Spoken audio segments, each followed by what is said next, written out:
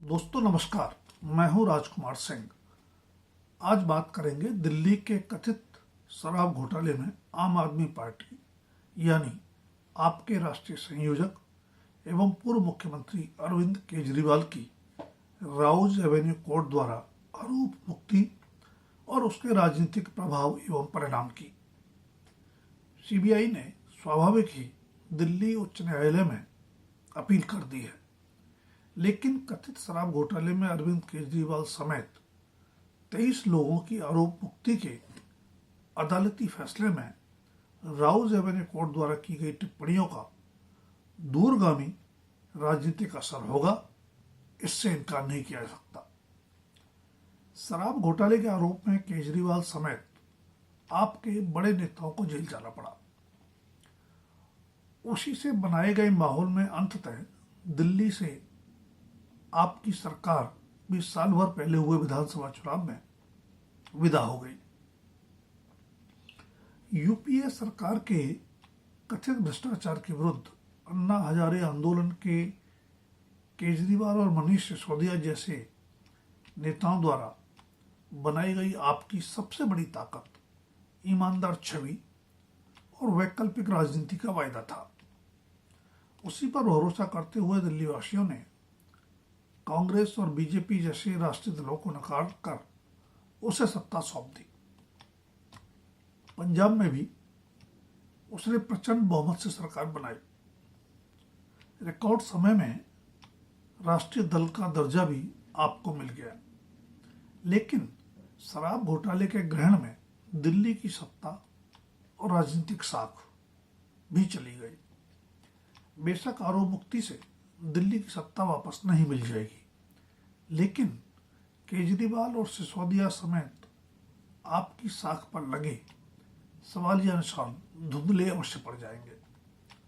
आरोप मुक्ति के बाद केजरीवाल ने अपनी चिर परिचित शैली में प्रधानमंत्री नरेंद्र मोदी और केंद्रीय गृह मंत्री अमित शाह पर षड्यंत्र रचने का आरोप लगाते हुए दिल्ली में फिर से विधानसभा चुनाव कराने और सत्तारूढ़ बीजेपी को 10 से ज्यादा सीटें मिलने पर राजनीति छोड़ देने की चुनौती दी है। राजनीति में ऐसी चुनौतियों का ज्यादा अर्थ नहीं होता, लेकिन जन धारणा यानी पब्लिक परसेप्शन निश्चय ही प्रभावित होता है। कभी 70 में से 67 विधानसभा सीटें जीतकर सरकार बनाने वाली आप अगर पिछले साल विधानसभा चुनाव में मात्र 22 सीटों पर सिमट गई और बीजेपी की सीटें 8 से बढ़कर 48 हो गई, तो उसमें आरोप प्रत्यारोपों से इतर शराब घोटाले से बनाए गए माहौल का असर सबसे ज्यादा रहा। अब जबकि केजरीवाल समेत आप नेता आरोप मुक्त कर दिए गए हैं, तो जनता के बीच उनकी साख भी कुछ हद तक बहाल होगी ही। हालांकि मुफ्त रेवड़ियों के केजरीवाल की चुनाव जिताऊ फार्मूले को अब कमोबेश सभी दलों ने अपना लिया है, लेकिन उनके बारे में कहा जाता है कि वे सत्ता से ज्यादा सड़क की राजनीति में माहिर हैं। 1 साल के शासन में दिल्ली की बीजेपी सरकार यमुना की सफाई से लेकर वायु प्रदूषण तक तमाम विवादों में घिरी रही है। अब नगर निगम में भी बीजेपी की सत्ता है। ऐसे में आरोप मुक्त और आक्रामक केजरीवाल की अगुवाई में आप रेखा गुप्ता सरकार की मुश्किलें बढ़ाएगी ही। राउज एवेन्यू कोर्ट ने जिस तरह सीबीआई को बिना ठोस सबूतों के मामला बनाने, कमजोर जांच और दोषपूर्ण आरोप पत्र के लिए फटकारते हुए जांच अधिकारी के विरुद्ध ही जांच करने के निर्देश दिए हैं, उसके मद्देनजर बीजेपी अब केजरीवाल के विरुद्ध ज्यादा आक्रामक नहीं हो पाएगी। अगर हुई भी तो जनता में उसका असर होने में संदेह है। केजरीवाल की आरोप मुक्ति से आपका मनोबल पंजाब और गुजरात में भी बढ़ेगा, जहां अगले साल विधानसभा चुनाव है। पंजाब में आप प्रचंड बहुमत के साथ सत्ता में हैं, जबकि गुजरात में उसके बढ़ते प्रभाव ने कांग्रेस को हाशिए पर धकेल दिया है। पिछले 2 साल के चुनाव परिणाम बताते हैं कि भविष्यवाणी से बचना चाहिए, लेकिन अगर कुछ बड़ा उलटफेर नहीं हुआ तो पंजाब में आपको अब सत्ता कायम रखने में मुश्किल नहीं होनी चाहिए।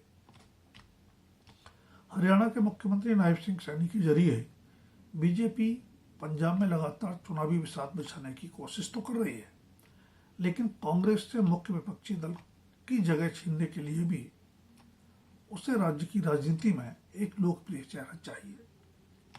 परंपरागत सीट से लोकसभा चुनाव हारने के बावजूद केंद्रीय राज्य मंत्री बनाए गए पूर्व कांग्रेसी रवनीत सिंह बिट्टू वह चेहरा नहीं बन पा रहे।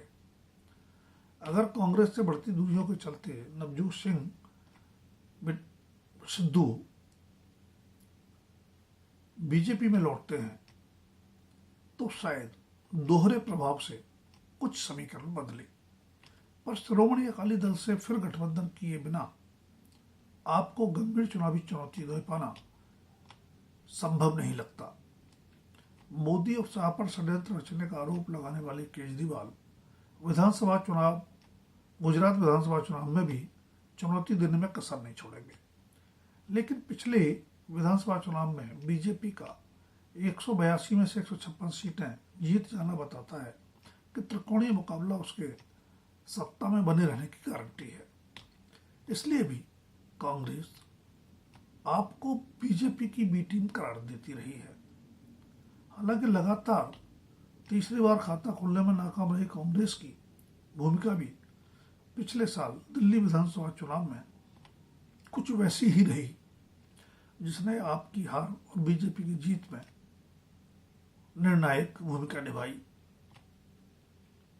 फिर भी बीजेपी को सीधी चुनावी चुनौती देने के लिए जब 2024 के लोकसभा चुनाव से साल भर पहले 2 दर्जन विपक्षी दलों ने इंडिया गठबंधन बनाया तो उसमें आप भी शामिल थे, लेकिन विधानसभा चुनावों में तकरार से वह गठबंधन लगभग बिखर चुका है। आपको राजनीतिक अर्थ से फर्श पर ला देने वाली शराब घोटाले की शिकायत सबसे पहले कांग्रेस ने ही की थी। पिछले साल दिल्ली विधानसभा चुनाव में बीजेपी से ज्यादा तलखी कांग्रेस और आपके बीच नजर आई। शराब घोटाले में केजरीवाल की आरोप मुक्ति को तमाम विपक्षी दलों ने सत्य की जीत बताते हुए विपक्षी नेताओं को झूठे मामलों में फंसाने के लिए बीजेपी और उसकी सरकार को कटघरे में खड़ा किया है। लेकिन कांग्रेस को इसमें भी अपने विरुद्ध चुनावी चाल दिख रही है। मोदी और केजरीवाल की जग जाहिर कटुता के मद्देनजर भले ही किसी के गले यह तर्क न उतरे, पर कांग्रेस प्रवक्ता बार बार दोहरा रहे हैं कि पंजाब समेत कुछ राज्यों के आगामी विधानसभा चुनाव में उसे नुकसान पहुंचाने के लिए आपको ताकत दी जा रही है। विधानसभा चुनाव हारने के बाद महाराष्ट्र बिहार में भी कांग्रेस की मित्र दलों से तलखी बढ़ी है। पश्चिम बंगाल में मुख्यमंत्री ममता बनर्जी और कांग्रेस के बीच की तकरार भी किसी से छिपी नहीं है। ऐसे में आरोप मुक्ति के बाद अरविंद केजरीवाल की चिरपरिचित आक्रामक राजनीति सिर्फ बीजेपी नहीं बल्कि कांग्रेस की मुश्किलें भी बढ़ाएगी। राष्ट्रीय राजनीति में केजरीवाल की बढ़ती सक्रियता विपक्षी गठबंधन में कांग्रेस की स्थिति को कमजोर ही करेगी, जो अपने नेताओं के लगातार जारी पलायन तथा मणिशंकर अय्यर और संजय बारू की टिप्पणियों के चलते पहले से ही आंतरिक समस्याओं में उलझी है। बेशक कांग्रेस और आपके बीच कटुता का असर विपक्षी एकता की चुनावी संभावनाओं पर नकारात्मक ही होगा, जिससे बीजेपी के लिए चुनावी राह आसान होती जाएगी। दोस्तों, अगर वीडियो पसंद आए तो लाइक, शेयर और सब्सक्राइब अवश्य करें। अपनी राय भी कमेंट बॉक्स में दें। धन्यवाद। अभी के लिए इतना ही। जल्द फिर मिलेंगे किसी नए विषय के साथ।